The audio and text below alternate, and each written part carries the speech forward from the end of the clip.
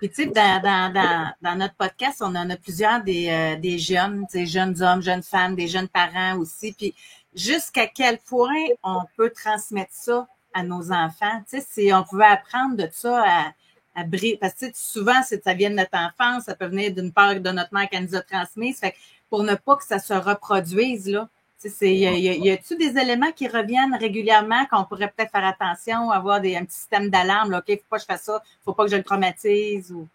Donc, premièrement, on ne peut pas transmettre les choses si Ah, la personne le prend ou elle ne le prend pas. OK. Tu comprends? Parce que OK. on a 3 enfants dans la famille, puis les 3 enfants ont les mêmes parents, puis ils n'ont pas la même croyance par rapport aux parents parce qu'ils ont décidé de ne pas prendre la croyance. OK. Ouais. Les trois peuvent avoir été enfermés dans un garde-robe en pleine noirceur. Il y en a un qui va finir claustrophobe, puis les deux autres vont bien s'en sortir. Il y en a même un qui risque de dire youpi, on n'a plus de folie, on ne sait plus ce qui se passe à l'extérieur, on est bien ici. Ouais, ouais. Mais c'est quand même moi, je le gère l'événement. Mais en fonction de l'émotion, entre 0 et 6 ans, c'est que de l'émotionnel. On dit que l'âge de raison, c'est 7 ans. Donc, à 7 ans, on est capable de se faire une raison par rapport aux événements. Et là, entre 7 et 14, on se fait une personnalité puis une raison. Puis entre 14 et 21, non seulement on se fait une personnalité, mais on va l'affirmer. Puis là, on va aller en opposition avec les parents qui nous ont dit que ça, c'est pas bien pour toi. Puis moi, je sais que c'est bien, mais je vais te prouver que c'est bien pour moi. Je vais le faire. Je vais aller à l'encontre de ce que tu me dis parce que je veux pas acheter la croyance que c'est pas bon pour moi. Fait que ta question, c'était est-ce qu'on peut programmer les gens? Non. Puis de toute façon, on vit dans un monde comme ça. On vit dans un monde d'expérientiel, dans les ambivalences. Du bien, du mal, gauche, droite, blanc, noir, vrai, faux. Tout est en opposition. Et c'est comme ça qu'on expérimente.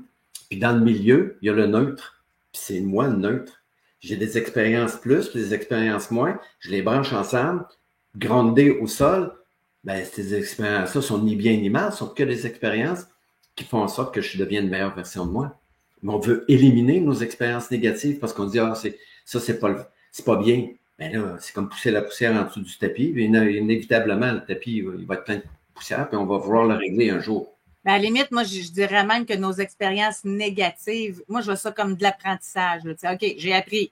Je l'ai vécu, ça fait partie de moi, ça fait qui je suis maintenant. Je pense, en tout cas, ça c'est ma façon à moi. Là. Ça ne veut pas dire que c'est le même pour tout le monde, mais je pense que toutes nos expériences peuvent nous apporter quelque chose d'intéressant.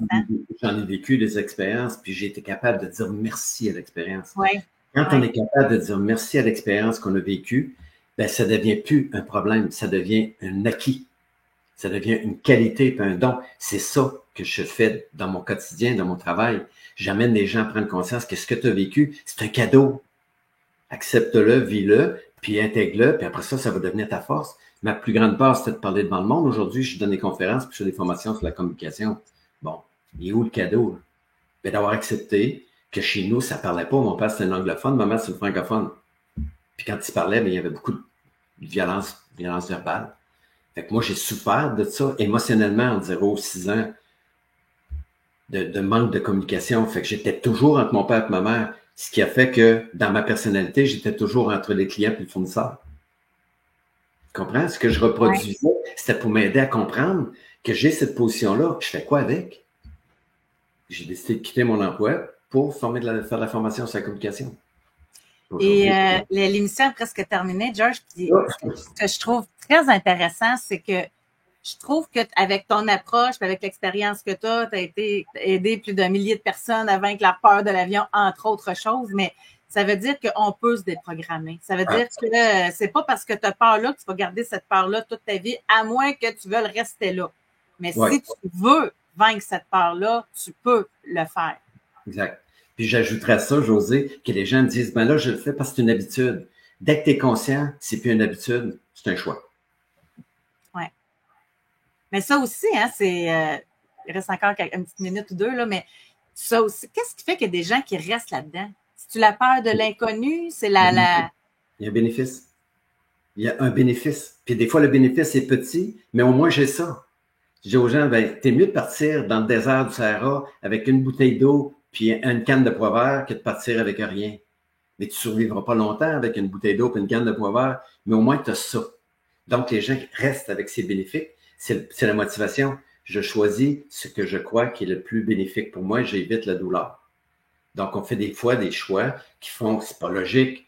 C'est pas logique, c'est juste un choix qu'on a fait parce qu'on considère qu'il y a une croyance que ça va être bénéfique de continuer de refaire les choses de la même façon.